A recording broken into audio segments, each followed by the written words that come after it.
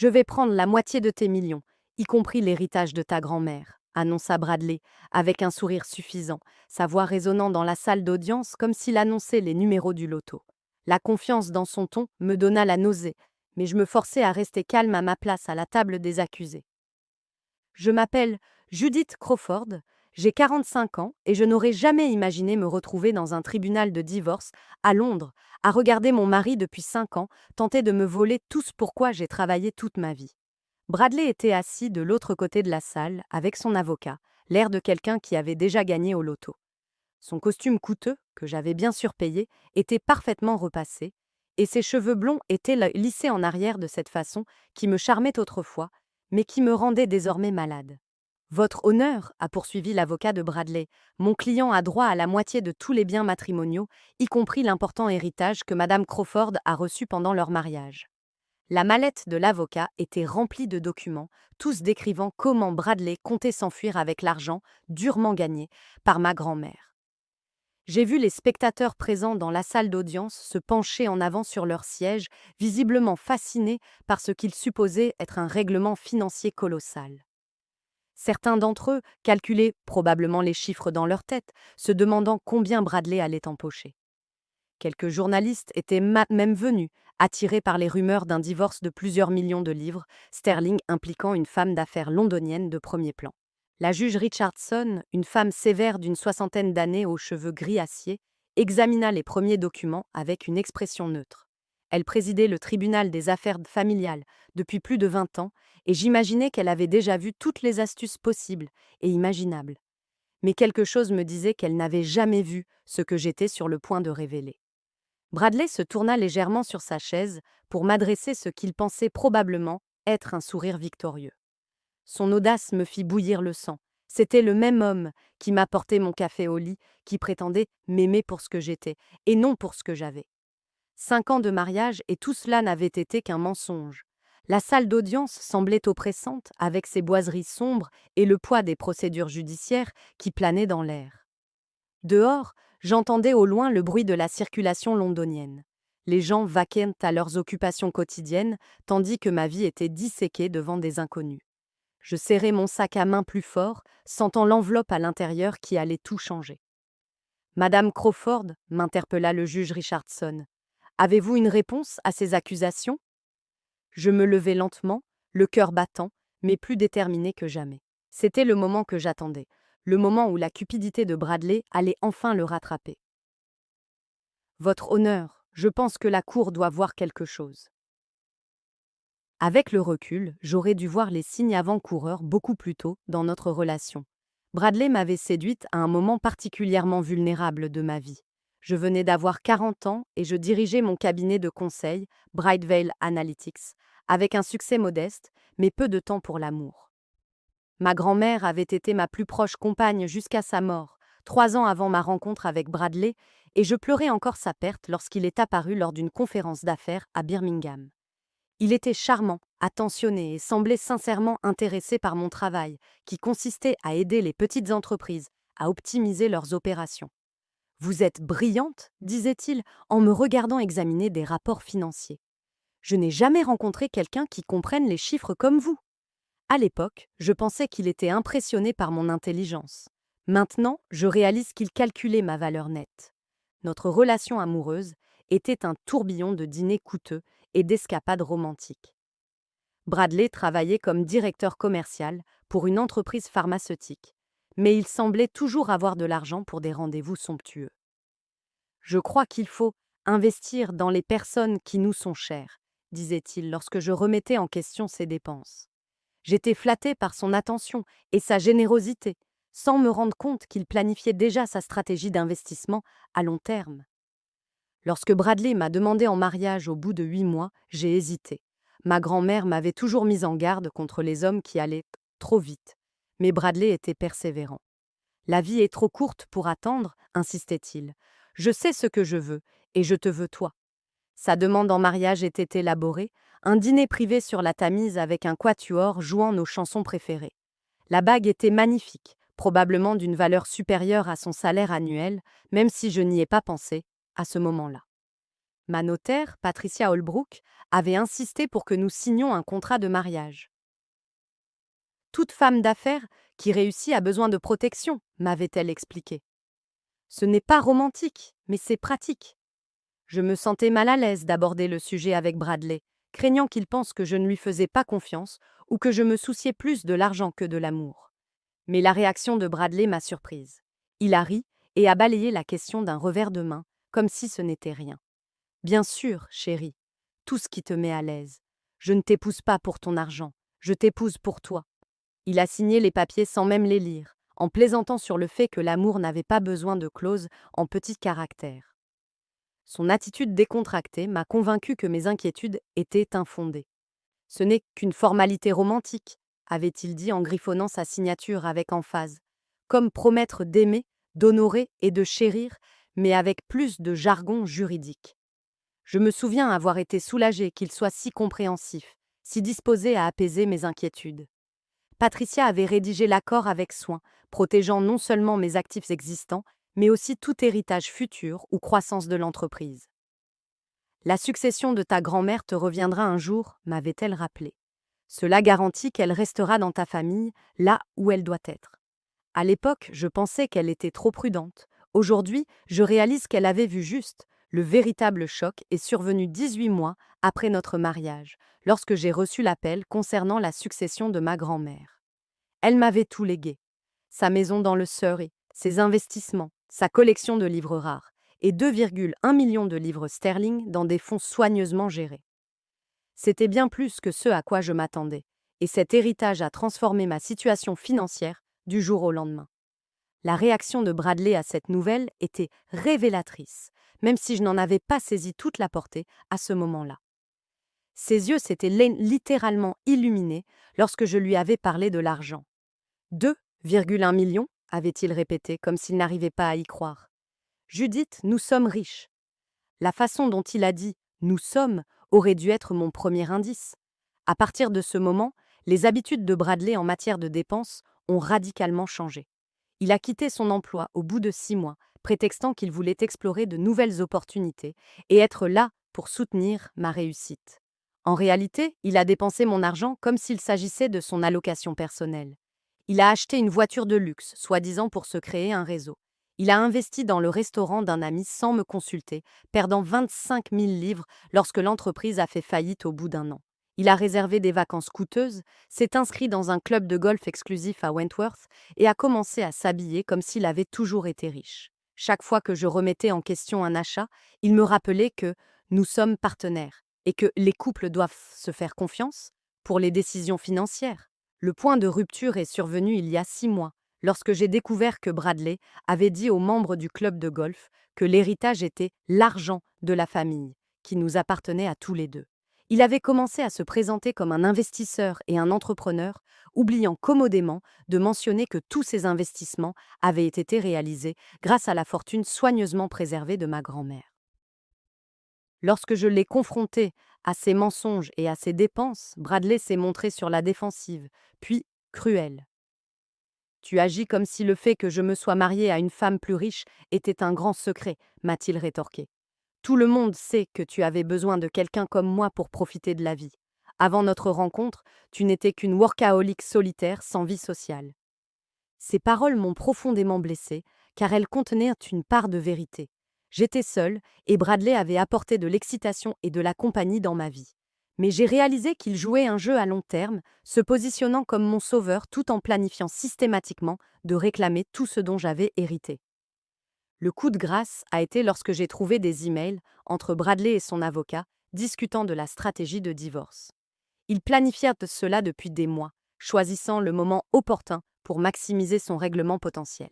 Bradley avait même fait des recherches sur les lois britanniques en matière de divorce, cherchant des moyens de prétendre que son soutien émotionnel et sa contribution à mon mode de vie lui donnaient nain droit à une plus grande part de mes biens. C'est alors que j'ai finalement recontacté Patricia et que j'ai moi-même demandé le divorce.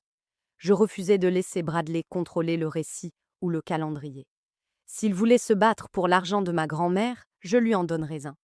Mais cela ne se passerait pas comme il l'avait prévu. Maintenant, debout dans cette salle d'audience, j'étais prête à montrer à Bradley et à tout le monde ce que sa cupidité lui avait valu. J'ai fouillé dans mon sac à main et j'ai sorti l'enveloppe en papier craft que Patricia avait préparée pour ce moment précis. La salle d'audience était complètement silencieuse, à l'exception du léger bruissement du papier et du bourdonnement lointain du système de climatisation. L'expression confiante de Bradley a légèrement vacillé lorsqu'il m'a vu m'approcher du banc du juge. Votre honneur, dis-je d'une voix calme et claire, je pense que la Cour doit examiner ce document avant de poursuivre les discussions sur le partage des biens. La juge Richardson tendit la main et accepta l'enveloppe. De quel type de document s'agit-il, Madame Crawford? Il s'agit d'un contrat de mariage, Votre honneur. Un contrat que mon mari a signé avant notre mariage, il y a 5 ans. Le changement d'atmosphère dans la salle d'audience fut immédiat et électrique. L'avocat de Bradley, un homme mince nommé Gerald Weston, bondit de sa chaise comme s'il avait été piqué. Votre honneur, nous n'avons pas été informés de l'existence d'un contrat prénuptial. C'est tout à fait irrégulier. Asseyez-vous, monsieur Weston, ordonna la juge Richardson, qui avait déjà brisé le sceau de l'enveloppe. Je vais examiner les documents et déterminer leur validité. Je retournai m'asseoir, les yeux rivés sur Bradley. En l'espace de 30 secondes, son visage était passé de confiant à confus, puis à quelque chose qui s'apparentait à de la panique. Il chuchotait frénétiquement à son avocat, faisant des gestes en direction du banc du juge. Je pouvais distinguer des fragments de ses paroles pressantes. Elle n'en a jamais parlé. Et comment est-ce possible? Patricia Holbrook, mon avocate, restait parfaitement calme à mes côtés. Elle s'était préparée à ce moment pendant des mois, s'assurant que chaque détail de notre stratégie était infaillible. Regarde, m'a-t-elle chuchoté avec un petit sourire. La juge Richardson était une lectrice minutieuse, prenant son temps pour lire chaque page de l'accord. Le document était complet. Patricia s'en était assurée il y a 5 ans. Il décrivait exactement quels biens étaient reprotégés, quelles dettes resteraient séparées et surtout comment tout héritage futur serait géré. Il semble s'agir d'un contrat prénuptial correctement exécuté, a déclaré le juge Richardson après plusieurs minutes d'examen attentif. Il est daté de 6 semaines avant votre mariage, attesté par 2 notaires et signé par les 2 parties. L'avocat de Bradley semblait vouloir disparaître dans son fauteuil. J'ai réalisé que Gerald Weston avait déposé cette demande de divorce sans avoir fait preuve de la diligence requise. Il avait supposé, tout comme Bradley, que ce mariage n'était qu'une simple opération visant à s'approprier des biens. Votre honneur, s'écria soudain Bradley en se levant, la voix légèrement cassée. Je dois voir ce document. Je ne me souviens pas avoir signé quoi que ce soit de ce genre. Le juge haussa les sourcils devant l'éclat de Bradley. Monsieur Crawford, veuillez rester assis et laisser votre avocat s'occuper de cette procédure. Mais Bradley était désormais hors de lui, sa confiance soigneusement construite s'effondrait. Judith, qu'est-ce que c'est que ça? Tu ne m'as jamais dit qu'il s'agissait d'un piège juridique. Monsieur Crawford. La voix du juge Richardson fendit la salle d'audience comme un coup de fouet. Vous allez vous taire, ou je vous condamnerai pour outrage. Votre avocat peut demander à examiner le document par les voies appropriées. Gerald Weston s'approcha du banc avec une réticence évidente. Je le regardais examiner le contrat prénuptial, son visage pâlissant à chaque page. Il retourna à sa table et se mit à chuchoter avec insistance à Bradley qui secouait la tête, incrédule. Les spectateurs présents dans la salle d'audience étaient désormais pleinement captivés, sentant qu'un événement dramatique était en train de se dérouler. J'entendais des conversations étouffées et le grattement des stylos des journalistes qui tentaient de capturer chaque détail de l'humiliation publique de Bradley. Votre honneur, dit finalement Gerald à la cour d'une voix qui avait perdu toute la confiance qu'elle avait auparavant. Mon client souhaiterait demander une brève suspension d'audience afin d'examiner ces documents plus en détail. La juge Richardson consulta sa montre. Monsieur Weston, n'avez-vous pas procédé à la divulgation des éventuels contrats de mariage avant de déposer vos demandes de partage des biens? Le silence de l'avocat était une réponse suffisante. Bradley était tellement confiant dans sa stratégie qu'il n'avait même pas mentionné la possibilité d'un contrat prénuptial à son avocat. Gerald Weston avait été pris au dépourvu tout autant que son client. « Je vous accorde 10 minutes pour examiner le document », déclara la juge Richardson. « Mais je dois vous avertir qu'il semble s'agir d'un accord juridiquement contraignant qui a un impact significatif sur les demandes de votre client. Pendant la pause, j'ai observé Bradley et son avocat discutant intensément près des fenêtres de la salle d'audience. Les gestes de Bradley devenaient de plus en plus animés et désespérés à mesure que Gerald lui expliquait les implications du contrat prénuptial. Même de l'autre côté de la pièce, j'ai pu voir le moment précis où Bradley a réalisé que son plan s'était complètement retourné contre lui. Patricia a profité de ce temps pour revoir ses propres notes et se préparer à ce qu'elle savait être les dernières tentatives désespérées de Bradley pour contester l'accord. Il va invoquer la fraude ou la contrainte, a-t-elle prédit à voix basse. Les hommes comme Bradley rejettent toujours la faute sur les autres lorsque leur plan échoue.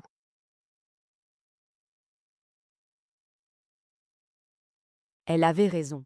Lorsque l'audience a repris, Gerald Weston s'est immédiatement lancé dans un argumentaire juridique désespéré. Votre honneur, mon client estime avoir été trompé sur la nature de ce document. Madame Crawford le lui a présenté comme une formalité romantique et non comme un accord complet de protection des actifs. Le juge Richardson ne semblait manifestement pas impressionné. Monsieur Weston, prétendez-vous que votre client a signé un document juridique sans le lire ? Votre honneur, mon client faisait confiance à sa femme. Il pensait qu'elle était honnête quant à la portée et aux implications du document. J'ai dû me mordre la langue pour ne pas rire. Bradley s'était toujours vanté d'être un homme d'affaires avisé, capable de cerner les gens et les situations. À présent, son avocat affirmait qu'il était trop confiant et naïf pour comprendre un contrat juridique. Le document est clairement intitulé « Accord prénuptial », fit remarquer le juge Richardson en le feuilletant. Il comprend les avertissements habituels concernant la nécessité de consulter un avocat indépendant. Votre client a-t-il choisi de renoncer à ce droit ? Gérald feuilleta nerveusement ses papiers. Oui, votre honneur. Mon client a renoncé à son droit à un conseil indépendant, et le document a été examiné par un notaire, n'est-ce pas ? En présence de votre client, qui a confirmé son identité ? Oui, votre honneur. La juge Richardson s'adressa directement à Bradley.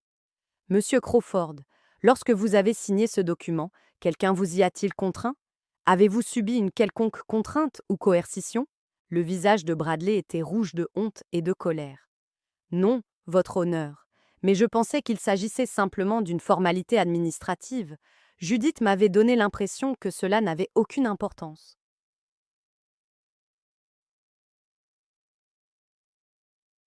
Avez-vous lu le document avant de le signer ? La question resta en suspens comme une épée de Damoclès. Bradley regarda autour de lui dans la salle d'audience, comme s'il cherchait une issue. Le silence se prolongea jusqu'à devenir inconfortable pour toutes les personnes présentes. Monsieur Crawford, je vous ai posé une question directe. Je l'ai parcouru, admit finalement Bradley. Mais Judith a dit que ce n'était qu'une formalité. L'expression du juge Richardson était un chef-d'œuvre de désapprobation judiciaire. Monsieur Crawford, vous avez signé un document juridique sans le lire, après avoir renoncé à votre droit à un avocat, et maintenant vous demandez à cette cour de l'invalider parce que vous ne l'avez pas pris au sérieux ?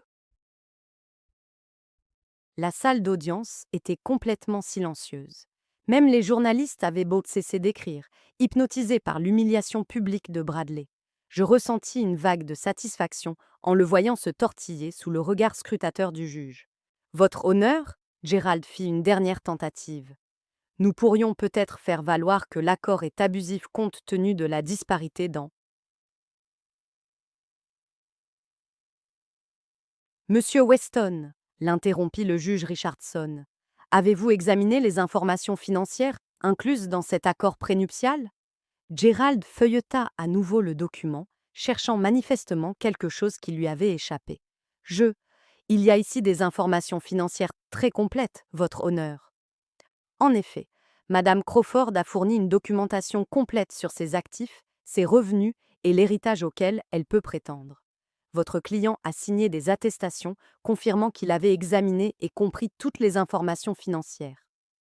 C'est l'un des contrats de mariage les plus complets que j'ai vus en 23 ans de carrière. Bradley semblait sur le point de vomir. Le Golden Boy qui avait toujours su charmer son entourage était enfin confronté aux conséquences de ses actes. La juge Richardson s'éclaircit la gorge et commença à lire directement le contrat prénuptial, sa voix résonnant clairement dans la salle d'audience silencieuse. Section 4, paragraphe A. Tous les actifs détenus par l'une ou l'autre des parties avant le mariage resteront la propriété distincte de cette partie. Section 4, paragraphe B. Tout héritage reçu par l'une ou l'autre des parties pendant le mariage sera considéré comme un bien distinct et ne sera pas soumis au partage en cas de divorce. Le visage de Bradley passa par toute une gamme de couleurs, du rouge au blanc, puis au vert. Il agrippa le bord de la table si fort que ses jointures blanchirent. « Cela ne peut pas être légal, marmonna-t-il assez fort pour que plusieurs personnes l'entendent. L'article 6, poursuivit la juge Richardson, traite de la pension alimentaire. Citation. Aucune des parties n'aura droit à une pension alimentaire ou à une pension alimentaire pour conjoint de la part de l'autre, quelle que soit la durée du mariage ou la disparité des revenus. Elks. Le juge leva les yeux du document. Cette section a été paraphée par les deux parties et attestée séparément. Gerald Weston prenait frénétiquement des notes, essayant probablement de trouver une faille ou un détail technique. Mais Patricia avait été trop minutieuse il y a 5 ans. Elle avait anticipé et traité tous les problèmes potentiels. « Votre honneur, ai-je dit en me levant, puis-je m'adresser à la cour ?»« Je vous en prie, Madame Crawford. » Lorsque j'ai hérité des biens de ma grand-mère il y a 18 mois, j'ai consulté mon notaire pour savoir si cet héritage était protégé par le contrat prénuptial. Nous avons confirmé qu'il était entièrement couvert par la section 4, paragraphe B. L'héritage a été conservé dans des comptes séparés et n'a jamais été mélangé avec les biens matrimoniaux. C'était le coup de grâce pour Bradley. Non seulement le contrat prénuptial était à toute épreuve, mais j'avais pris soin de séparer scrupuleusement l'héritage. Il n'avait aucun moyen d'en réclamer une partie. Le juge Richardson a approuvé d'un signe de tête. « Madame Crawford, avez-vous utilisé une partie de votre héritage pour des dépenses conjugales ou des achats communs ?»« Non, votre honneur. J'ai utilisé mes revenus réguliers pour les dépenses du ménage. L'héritage est resté complètement séparé. » Bradley a explosé. « Ce n'est pas vrai. Elle a acheté des choses pour nous. Elle a payé les vacances. » « Monsieur Crawford, » la voix du juge Richardson était glaciale. « Vous êtes hors sujet. Asseyez-vous immédiatement. » Mais Bradley était désormais hors de lui. Sa façade soigneusement construite s'était complètement effondrée. « C'est fou! Je suis avec elle depuis 5 ans. Je l'ai soutenue émotionnellement. J'ai abandonné ma carrière. »« Vous avez quitté votre travail pour dépenser mon argent, » dis-je calmement, incapable de m'en empêcher. « Madame Crawford, » avertit le juge Richardson, mais son ton était presque amusé. Gerald tirait sur la veste de Bradley, essayant de le faire asseoir et d'empêcher qu'il n'aggrave la situation. Mais Bradley était en pleine crise, sa vraie nature se révélant enfin. « Elle m'a piégé !» cria Bradley. « Elle m'a fait croire que nous étions partenaires. Elle m'a laissé croire que cet argent était le nôtre. Monsieur Crawford, si vous ne pouvez pas vous contrôler, je demanderai à l'huissier de vous faire sortir de ma salle d'audience. » La menace d'être expulsé physiquement finit par apaiser la rage de Bradley. Il s'assit lourdement, la poitrine haletante de colère. Mais le mal était fait. Tout le monde dans la salle d'audience avait vu son vrai caractère. Un homme cupide et prétentieux qui m'avait épousé pour mon argent et qui avait ensuite eu l'audace de se poser en victime lorsque son plan avait échoué. La juge Richardson examina les dernières pages du contrat prénuptial avec une attention particulière. La tension dans la salle était palpable alors que tout le monde attendait sa décision. Je sentais une satisfaction calme m'envahir. Après des mois de manipulation et de mensonges de la part de Bradley, la vérité allait enfin être révélée. Après avoir examiné cet accord prénuptial, a annoncé la juge Richardson, je suis prête à rendre ma décision concernant le partage des biens. La juge Richardson a retiré ses lunettes de lecture et a regardé Bradley droit dans les yeux, avec une expression qui aurait pu geler le feu. « Monsieur Crawford, cet accord prénuptial est valide, complet et juridiquement contraignant. Vous n'avez droit à absolument rien des biens, de l'héritage ou des participations commerciales de votre femme avant le mariage. » Ces mots frappèrent Bradley comme des coups physiques. Il resta bouche bée et regarda la juge avec une incrédulité totale. « Rien ?» murmura-t-il. « Rien », confirma la juge Richardson.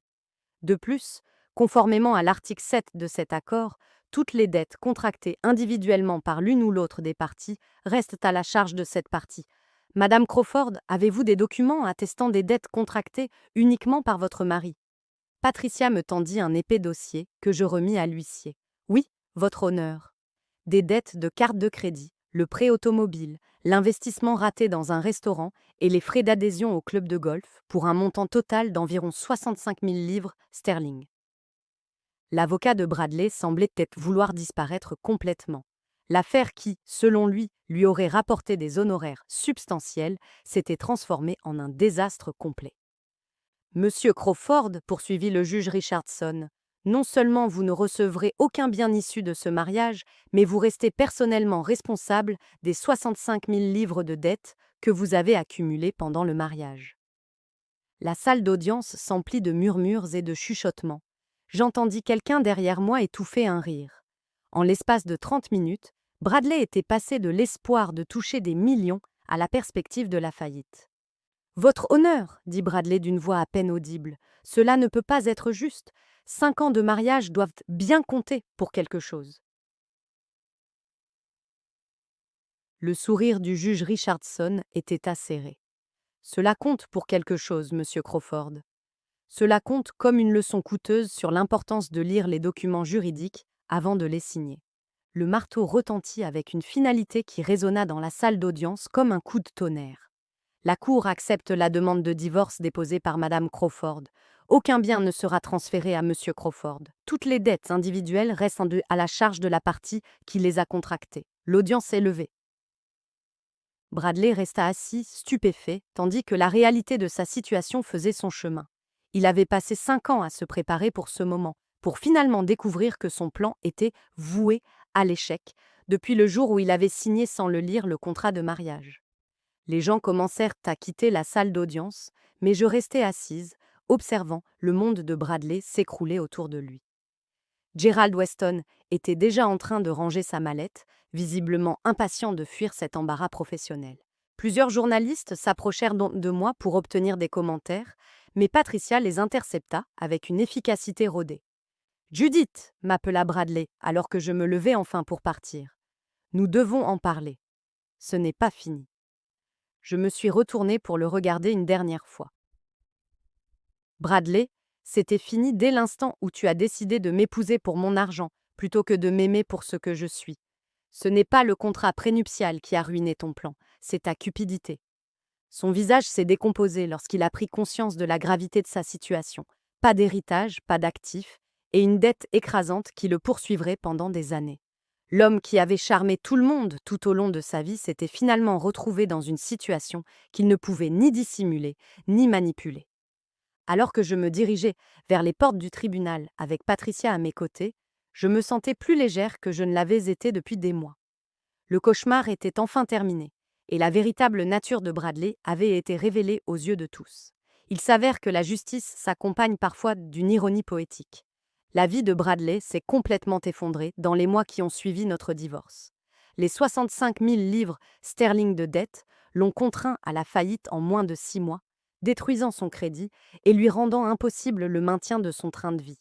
Sa réputation dans le milieu des affaires de londonien a été ruinée lorsque la nouvelle s'est répandue qu'il avait tenté de voler l'héritage de sa femme, faisant de lui un exemple édifiant sur les contrats de mariage et les dangers du mariage pour l'argent. Le club de golf a révoqué son adhésion lorsqu'il n'a pas pu payer ses cotisations, et sa voiture de luxe a été saisie, le laissant dépendant des transports publics. Sa vie amoureuse est devenue inexistante lorsque les femmes de notre cercle social ont appris son projet de mariage intéressé, se mettant en garde les unes les autres contre cet homme charmant qui considérait le mariage comme une transaction commerciale. Il a été contraint d'emménager chez ses parents âgés à Manchester et d'accepter un emploi de vendeur débutant. Ses rêves de vivre de l'argent de ma grand-mère ont été remplacés par la dure réalité de devoir tout recommencer à 47 ans, avec pour seul bagage des dettes et une réputation ternie. J'ai utilisé une partie de mon héritage protégé pour créer la Fondation Crawford, qui fournit une assistance juridique aux femmes souhaitant conclure un contrat prénuptial ou se faire représenter dans le cadre d'un divorce, afin que d'autres femmes ne soient pas victimes de prédateurs financiers comme Bradley.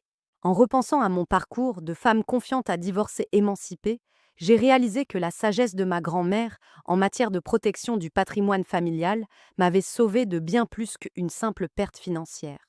Elle m'avait sauvé d'une vie passée à être utilisée par quelqu'un qui ne voyait mon amour que comme un moyen d'obtenir de l'argent facilement.